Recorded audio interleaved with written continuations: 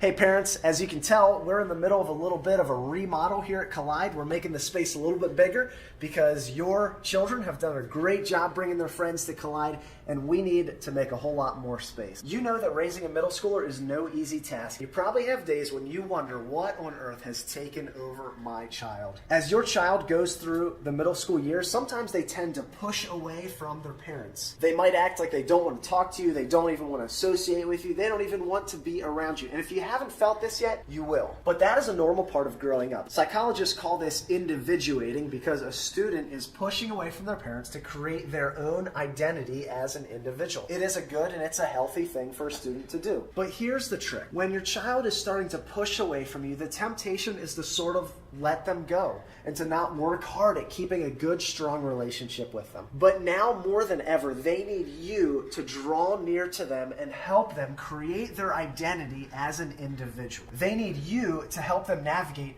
who they will be, what they will believe, and what will define them. So don't be afraid. You are the most influential person in your child's life, even when they act like they don't want you around. This month at Collide, we are in the middle of a series called The End. And in this series, we're looking at the book of Revelation, and we're studying how Jesus reveals the world and life as we know it will come to an end. We've talked about judgments. We've talked about Christians being persecuted. We've talked about Satan and his role. And we've talked about how Jesus wants his followers to not be afraid. This weekend, we're talking about the very end of the end when Jesus returns to earth and he deals with everybody who opposes him. The next two times that Collide meets, we're going to talk about heaven, and then we're going to talk about hell. All of these are very important topics. We're talking about suffering, death, judgment, and eternal life. These are pretty weighty topics, and we know that your son or daughter is leaving Collide, and throughout the week, they're continuing to think about them. What we would encourage you to do is to continue that conversation with your son or daughter. Just ask them some questions. What did you learn?